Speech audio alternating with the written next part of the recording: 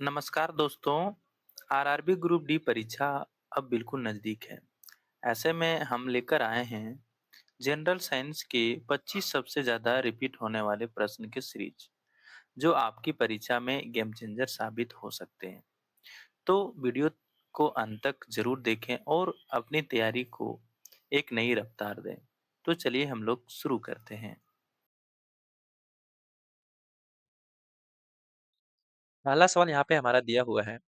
एक अश्व शक्ति में कितना वाट होता है? यानी एक हॉर्स यानी एचपी में कितना वाट होता है? ऑप्शन ए में दिया हुआ है 1000 वाट, ऑप्शन बी में दिया हुआ है 750 वाट, ऑप्शन सी में दिया हुआ है 746 वाट और ऑप्शन डी में दिया हुआ है 600 वाट। तो यहाँ पर हमारा जो ऑप्शन नंबर सी है वो बिल्कुल सही हो जाएगा। क्या? 746 वाट एक हॉर्स में होता है, यानी एक हॉर्स पावर में होता है एचपी में। ठीक है। नेक्स्ट सवाल यहाँ पे हमारा दूसरा है। यहाँ पे पूछ रहा है, गुब्बारे में कौन सी अक्रिय गैस भरी जाती है जो वायु से हल्की होती है? ऑप्शन ए में दिया हुआ है हीलियम, ऑप्शन बी में दिया हुआ है आर्गन, ऑप्शन सी में दिया है नियॉन और ऑप्शन डी में दिया हुआ है रेडॉन। तो यहाँ पर हमारा जो ऑप्शन नंबर ए है वो बिल्कुल सही हो जाएगा। क्या? हीलियम। ठीक है। नेक्स्ट सवाल यहाँ पे हमारा तीसरा है। यहाँ पे पूछ रहा है, पत्तियों का हरा रंग मुख्य रूप से किस वर्णक की उपस्थिति के कारण होता है? ऑप्शन ए में दिया हुआ है कैरोटीन, ऑप्शन बी में दिया हुआ है जेंथोफिल, ऑप्शन सी में दिया हुआ है एंथोसाइनिन और ऑप्शन डी में दिया हुआ है क्लोरोफिल। तो यहाँ पर हमारा जो ऑप्शन नंबर डी है वो बिल्कुल सही हो जाएगा, क्लोरोफिल। क्लोरोफिल के ही कारण जो पत्तियां होती है वो हरी होती है। ठीक है। नेक्स्ट सवाल यहाँ पे हमारा 4 नंबर है। यहाँ पे पूछ रहा है, स्पष्ट दृष्टि की न्यूनतम दूरी कितनी होती है? स्पष्ट दूरी की न्यूनतम दूरी कितनी होती है? सबसे कम दूरी क्या होती है? 10 सेंटीमीटर, 25 सेंटीमीटर, 50 सेंटीमीटर या अनंत? तो यहाँ पर हमारा जो ऑप्शन नंबर बी है वो बिल्कुल सही हो जाएगा। स्पष्ट दृष्टि की न्यूनतम दूरी जो है वो 25 सेंटीमीटर होता है। ठीक है। अब चलते हैं हम लोग नेक्स्ट सवाल। नेक्स्ट सवाल यहाँ पे हमारा 5 नंबर है। यहाँ पे पूछ रहा है, सीएनजी और एलपीजी में कौन सा मुख्य अंतर है? सीएनजी और एलपीजी में कौन सा मुख्य अंतर है? ऑप्शन ए में दिया हुआ है सीएनजी में मीथेन और एलपीजी में ब्यूटेन प्रोपेन, ऑप्शन बी में दिया हुआ है सीएनजी में ब्यूटेन और एलपीजी में मीथेन, ऑप्शन सी में दिया हुआ है दोनों में केवल एथेन होती है, ऑप्शन डी में दिया हुआ है दोनों में केवल हाइड्रोजन होती है। तो यहाँ पर हमारा जो ऑप्शन नंबर ए है वो बिल्कुल सही हो जाएगा। क्या? सीएनजी में मीथेन होती है और एलपीजी में ब्यूटेन या प्रोपेन होती है। तो यहाँ पर ऑप्शन नंबर ए बिल्कुल मेरा क्या है, सही है। नेक्स्ट सवाल यहाँ पे हमारा छठा नंबर है। यहाँ पे पूछ रहा है, मानव शरीर की सबसे छोटी हड्डी कौन सी है? मानव शरीर की सबसे छोटी हड्डी कौन सी है? ऑप्शन ए में दिया हुआ है फीमर, ऑप्शन बी में दिया हुआ है रेडियम, ऑप्शन सी में दिया हुआ है स्टेपिच और ऑप्शन डी में दिया हुआ है मेलियस। तो यहाँ पर हमारा जो ऑप्शन नंबर सी है वो बिल्कुल सही हो जाएगा। क्या? स्टेपिज। स्टेपिज जो है वो मानव शरीर की सबसे छोटी हड्डी है जो कान की हड्डी होती है। ठीक है। अब हम लोग चलते हैं नेक्स्ट सवाल की ओर। नेक्स्ट सवाल नंबर यहाँ पे 7 है। यहाँ पे पूछ रहा है, किसी चालक के सिरों की विभवांतर उसमें प्रभावित धारा के समानुपाती होता है। समानुपाती होता है। यह नियम किसका है? ऑप्शन ए में दिया हुआ है फैराडे का नियम, ऑप्शन बी में दिया है न्यूटन का नियम, ऑप्शन सी में दिया है पास्कल का नियम और ऑप्शन डी में दिया हुआ है ओम्स का नियम। ओम का नियम।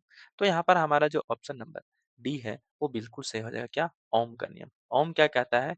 जो मेरा वोल्टेज होता है वो क्या होता है, डायरेक्टली प्रोपोर्शनल होता है करंट का, है ना। ठीक है। अब चलते हैं हम लोग नेक्स्ट सवाल की ओर। नेक्स्ट सवाल यहाँ पे हमारा 8 नंबर है। यहाँ पे पूछ रहा है, आधुनिक आवर्त सारणी में अक्रिय यानी निष्क्रिय गैस किस समूह में आती है? किस समूह में आती है? ऑप्शन ए में दिया हुआ है समूह 17, ऑप्शन बी में दिया है समूह 18, ऑप्शन सी में दिया हुआ है समूह 1 और ऑप्शन डी में दिया हुआ है समूह 2। तो यहाँ पर हमारा जो ऑप्शन नंबर बी है वो बिल्कुल सही हो जाएगा। क्या? समूह 18 में जो है वो आवर्त सारणी में अक्रिय गैस वगैरह आता है। ठीक है। अब चलते हैं हम लोग नेक्स्ट सवाल। नेक्स्ट सवाल यहाँ पे हमारा 9 नंबर है। यहाँ पे पूछ रहा है, पेचिस यानी यमीबायोसिस, पेचिस यानी यमीबायोसिस रोग किस प्रोटोजोआ के कारण होता है? ऑप्शन ए में दिया हुआ है एंट अमीबा हिस्टोफिलिटा फिटिका, सॉरी क्या लिखा हुआ है, एंट अमीबा हिस्टोलिटिका, ऑप्शन बी में दिया हुआ है प्लाज्मोडियम, ऑप्शन सी में दिया हुआ है ट्रिपेनोसोमा और ऑप्शन डी में दिया हुआ है पैरामीशियम। तो यहाँ पर हमारा जो ऑप्शन नंबर ए है वो बिल्कुल सही हो जाएगा। क्या? एंट अमीबा हिस्टोलीटिका। ये क्या है? इसी के कारण हमारा जो बीमारी होता है क्या? यमीबायोसिस बीमारी। ठीक है। अब हम लोग चलते हैं नेक्स्ट सवाल की ओर। नेक्स्ट सवाल यहाँ पे हमारा 10वां नंबर है। यहाँ पे पूछ रहा है प्राथमिक रंग कौन-कौन से हैं? प्राथमिक रंग कौन-कौन से होते हैं? ऑप्शन ए में दिया हुआ है पीला, हरा, नीला। ऑप्शन बी में दिया हुआ है लाल, पीला, नीला। ऑप्शन सी में दिया हुआ है लाल, हरा, नीला और ऑप्शन डी में दिया हुआ है सफेद, काला, लाल। तो यहाँ पर हमारा जो ऑप्शन नंबर सी है वो बिल्कुल सही हो जाएगा। क्या? लाल, हरा, नीला। ये क्या है? मेरे प्राइमरी कलर है, माने यानी प्राथमिक कलर है, पहला कलर है। क्या है? लाल, हरा, नीला। ठीक है। अब चलते हैं हम लोग नेक्स्ट सवाल। नेक्स्ट सवाल यहाँ पे हमारा 11 नंबर है। यहाँ पे पूछ रहा है लोहे को जंग लगने से बचाने के लिए उस पर जस्ते की परत चढ़ाने की प्रक्रिया क्या कहलाती है? प्रक्रिया क्या कहलाती है? ऑप्शन ए में दिया हुआ है वाष्पीकरण, ऑप्शन बी में दिया हुआ है अस्तलेपन और ऑप्शन सी में दिया हुआ है क्रिस्टलीकरण और ऑप्शन डी में दिया हुआ है एनोडीकरण। तो यहाँ पर हमारा जो ऑप्शन नंबर बी है वो बिल्कुल सही हो जाएगा। क्या? अस्तलेपन यानी उसको हम लोग इंग्लिश में ग्लेवेनाइजेशन बोलते हैं। ठीक है। अब हम लोग चलते हैं नेक्स्ट सवाल की ओर। नेक्स्ट सवाल यहाँ पे 12 नंबर है। यहाँ पे पूछ रहा है मानव शरीर में इंसुलिन की कमी से कौन सा रोग होता है? इंसुलिन की कमी से कौन सा रोग होता है? ये क्वेश्चन बार बार पूछा गया। इसको बीबीआई मार्क कर लोगे। ठीक है। ऑप्शन ए में दिया हुआ है रिकेट्स, ऑप्शन बी में दिया हुआ है घेंघा, ऑप्शन सी में दिया हुआ है एमीनिया और ऑप्शन डी में दिया हुआ है मधुमेह। तो इंसुलिन की कमी से जो हमारा बीमारी होता है ऑप्शन नंबर डी यानी मधुमेह बिल्कुल सही जवाब है। ठीक है। अगला अगला यहाँ पे 13 नंबर है। यहाँ पे पूछ रहा है ट्रांसफॉर्मर किस सिद्धांत पर कार्य करता है? ट्रांसफॉर्मर जो हम लोग का होता है वो किस सिद्धांत पे कार्य करता है? ऑप्शन ए में दिया हुआ है विद्युत चुम्बकीय प्रेरण, ऑप्शन बी में दिया हुआ है स्व प्रेरण, ऑप्शन सी में दिया हुआ है रासायनिक उत्सर्जन और ऑप्शन डी में दिया हुआ है प्रकाश विद्युत प्रभाव। तो यहाँ पर हमारा जो ऑप्शन नंबर ए है वो बिल्कुल सही हो जाएगा। क्या? विद्युत चुम्बकीय प्रेरण यानी म्यूचुअल इंडक्शन पर कार्य करता है। ये सिद्धांत पर काम करता है म्यूचुअल इंडक्शन। ठीक है। तो चलते हैं नेक्स्ट सवाल। नेक्स्ट सवाल यहाँ पे हमारा 14 नंबर है। यहाँ पे पूछ रहा है सिंदूर हिंगुल सिंदूर हिंगुल किसका मुख्य अयस्क है? सिंदूर हिंगुल किसका मुख्य अयस्क है? ऑप्शन ए में दिया हुआ है तांबा, ऑप्शन बी में दिया हुआ है एल्यूमिनियम, ऑप्शन सी में दिया हुआ है पारा और ऑप्शन डी में दिया हुआ है सीसा। तो यहाँ पर हमारा जो ऑप्शन नंबर सी है वो बिल्कुल सही हो जाएगा। क्या? पारा। ठीक है। अब हम लोग चलते हैं नेक्स्ट सवाल के।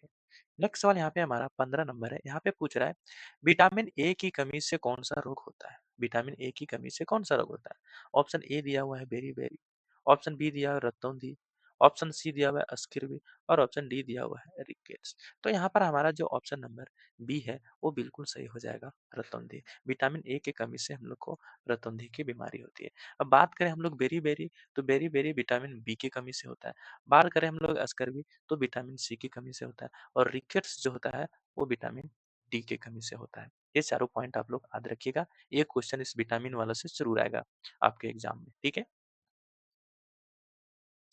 16 नंबर यहाँ पे हमारा सवाल है वाहनों के हेडलाइट में किस दर्पण का प्रयोग किया जाता है? हेडलाइट के बारे में पूछ रहा है। ऑप्शन दिया हुआ है उत्तल दर्पण, ऑप्शन बी दिया हुआ है समतल दर्पण, ऑप्शन सी दिया हुआ है बेलनाकार दर्पण और ऑप्शन डी दिया हुआ है अवतल दर्पण। तो यहाँ पर हमारा जो ऑप्शन नंबर डी है वो बिल्कुल सही हो जाएगा अवतल दर्पण। हेडलाइट में हम लोग अवतल दर्पण का यूज हम लोग करते हैं। जैसे समझ में नहीं आता देखे जैसे हमारा ये गाड़ी होता है तो हेडलाइट जो हमारा इससे लगा होता है तो इधर यहाँ से देखिए चमकीला पदार्थ लगा होता है, यहाँ पे बल्ब लगा होता है। तो ये जो लगा होता है जो मेरा मिरर वो कैसा होता है? केव है तो यानी क्या हो गया? कनकेव यानी अवतल दर्पण हम लोग बोलते हैं उसको, है ना? अवतल दर्पण। ठीक है। तो यहाँ पर हमारा जो डी ऑप्शन था वो बिल्कुल सही था। ठीक है। नेक्स्ट सवाल यहाँ पे हमारा 17 नंबर है। यहाँ पे पूछ रहा है पीतल मिश्र धातु किन धातुओं के मिलने से बनते हैं, सॉरी मिलने से बनते हैं। क्या पूछ रहा है? पीतल मिश्र धातु किन धातुओं के मिलने से बनती है? ऑप्शन ए में दिया हुआ है तांबा और जस्ता, ऑप्शन बी में दिया हुआ है तांबा और टीन, ऑप्शन सी में दिया हुआ है सीसा और टीन और ऑप्शन डी में दिया हुआ है निकेल और लोहा। तो यहाँ पर हमारा जो ऑप्शन नंबर ए है वो बिल्कुल सही हो जाएगा। क्या? तांबा और जस्ता से मिलकर हमारा क्या बनता है? पीतल बनता है। ठीक है? नेक्स्ट सवाल की ओर चलते हैं हम लोग। नेक्स्ट सवाल यहाँ पे 18 नंबर सवाल है, रक्तचाप मापने के लिए किस यंत्र का उपयोग किया जाता है? ऑप्शन ए में दिया हुआ है स्टेथोस्कोप, ऑप्शन बी में दिया हुआ है ईसीजी, ऑप्शन सी में दिया हुआ है स्फेगमेनोमीटर, ऑप्शन डी में दिया हुआ है पेरिस्कोप। तो यहाँ पर हमारा जो ऑप्शन नंबर सी है वो बिल्कुल सही हो जाएगा। क्या? स्फिग्मोमेनोमीटर। ठीक है, रक्तचाप मापने के लिए यानी ब्लड प्रेशर नापने के लिए। ठीक है, तो यहाँ पर ऑप्शन नंबर जो सी है वो बिल्कुल सही हो जाएगा। नेक्स्ट सवाल यहाँ पे 19 नंबर है। यहाँ पे पूछ रहा है, सूर्य के प्रकाश में किस रंग के प्रकाश का प्रकीर्णन सबसे अधिक होता है? प्रकाश का प्रकीर्णन सबसे अधिक होता है। ऑप्शन ए में दिया हुआ है लाल, ऑप्शन बी में दिया हुआ है बैंगनी, ऑप्शन सी में दिया हुआ है हरा, ऑप्शन डी में दिया हुआ है पीला। तो यहाँ पर हमारा जो ऑप्शन नंबर बी है वो बिल्कुल सही हो जाएगा। क्या? बैंगनी। बैंगनी जो है वो ज्यादा क्या होता है? प्रकीर्णन होता है, स्कैटरिंग होता है। ठीक है, अब हम लोग चलते हैं नेक्स्ट सवाल की ओर। नेक्स्ट सवाल यहाँ पे हमारा 20वां नंबर है। यहाँ पे पूछ रहा है, जल की अस्थायी कठोरता दूर करने के लिए किसका उपयोग किया जाता है? जल में जो कठोरता होता है उसको दूर करने के लिए किसका उपयोग होता है? बेकिंग सोडा, ऑप्शन बी में दिया हुआ है ब्लीचिंग पाउडर, ऑप्शन सी में दिया हुआ है साधारण नमक और ऑप्शन डी में दिया हुआ है वॉशिंग सोडा यानी धावन सोडा। ठीक है, सॉरी डी में दिया हुआ था। तो यहाँ पर हमारा जो ऑप्शन नंबर डी है वो बिल्कुल सही हो जाता है। कठोरता को दूर करने के लिए हम लोग जो है वॉशिंग सोडा का यूज करते हैं, जिससे हम लोग कपड़ा वगैरह धोते हैं तो उससे क्या होता है, पानी का कठोरता चला जाता है और उससे कठोरता जाने पर क्या होता है, वो जो कपड़ा गंदगी रहता है वो दूर हट जाता है। ठीक है, अब चलते हैं हम लोग अगले सवाल। अगला सवाल यहाँ पे 21 नंबर यहाँ पे हमारा दिया हुआ है, वटिकानो या प्लेटलेट्स का मुख्य कार्य क्या होता है? ऑप्शन ए में दिया हुआ है रक्त का थक्का बनाना, ऑप्शन बी में दिया हुआ है ऑक्सीजन का परिवहन करना, ऑप्शन सी में दिया हुआ है रोगों से रक्षा करना और ऑप्शन डी में दिया हुआ है कार्बन डाइऑक्साइड का परिवहन करना। तो यहाँ पर हमारा जो ऑप्शन नंबर ए है वो बिल्कुल सही हो जाएगा। क्या? रक्त का थक्का बनाना। एक क्या होता है, विटामिन के, वो भी क्या करता है, रक्त को क्लोटिन करने में मदद करता है और प्लेटलेट्स भी क्या है, रक्त को थक्का बनाता है। ठीक है, आगे चलते हैं। अगला नंबर 22 है। यहाँ पे पूछ रहा है, आवृत्ति की एसआई इकाई क्या है? आवृत्ति की एसआई इकाई क्या है? ऑप्शन ए में दिया हुआ है मीटर पर सेकंड, ऑप्शन बी में दिया हुआ है सेकंड, ऑप्शन सी में दिया हुआ है हर्ट्ज और ऑप्शन डी में दिया हुआ है डेसिबल। तो यहाँ पर हमारा जो ऑप्शन नंबर सी है वो बिल्कुल सही हो जाएगा। क्या? हर्ट्ज। हर्ट्ज जो है वो क्या होता है, आवृत्ति का एसआई मात्रक यानी एसआई इकाई। ठीक है,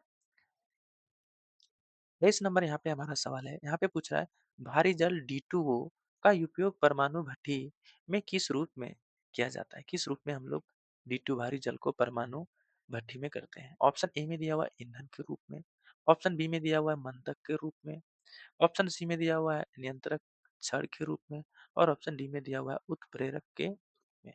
तो यहाँ पर हमारा जो ऑप्शन नंबर बी है वो बिल्कुल सही हो जाएगा। क्या? मंदक के रूप में। नेक्स्ट सवाल यहाँ पे हमारा 24 नंबर है। यहाँ पे पूछ रहा है, मानव मस्तिष्क का कौन सा भाग शरीर के संतुलन को नियंत्रित नियंत्रित करता है? मानव का मस्तिष्क का कौन सा भाग है जो शरीर के संतुलन को नियंत्रित करता है? ऑप्शन ए में दिया हुआ है सेरिब्रम यानी प्रथम मस्तिष्क, ऑप्शन बी में दिया हुआ है थैलेमस, ऑप्शन सी में दिया हुआ है हाइपोथैलेमस और ऑप्शन डी में दिया हुआ है सेरेबेलम। तो यहाँ पर हमारा जो ऑप्शन नंबर डी है वो बिल्कुल सही हो जाएगा। क्या? सेरेबेलम। सेरेबेलम क्या करता है, नियंत्रित रखता है पूरे हमारे बॉडी को। ठीक है, अब चलते हैं हम लोग नेक्स्ट सवाल। नेक्स्ट सवाल यहाँ जो हमारा 25 नंबर है, जो हमारा लास्ट सवाल होगा वो क्या है, पूर्ण आंतरिक परिवर्तन यानी टोटल इंटरनल रिफ्लेक्शन का उदाहरण निम्नलिखित में से कौन सा है? ऑप्शन ए में दिया हुआ है प्लास्टिक फाइबर और क्या लिखा है, मरीचिका। प्लास्टिक फाइबर या और मरीचिका। ऑप्शन बी में दिया हुआ है तारों का टिमटिमाना, ऑप्शन सी में दिया हुआ है आकाश का नीला दिखना, ऑप्शन डी में दिया हुआ है पानी में छड़ का टेढ़ा दिखना। तो यहाँ पर हमारा जो ऑप्शन नंबर ए है वो बिल्कुल सही हो जाएगा। क्या? ऑप्टिकल फाइबर और क्या लिखा है, मिरीचिका यानी मिरेज, है ना। तो यहाँ पर हमारा जो 25 टोटल क्वेश्चन थे इंपॉर्टेंट वाले जो बार बार एग्जाम में पूछे जाते हैं वो समाप्त हुआ। ठीक है, इसी तरह से हम लोग जो है उस सीरीज को आगे बढ़ाएंगे। ठीक है, तो मिलते हैं हम लोग आपको नेक्स्ट वीडियो में।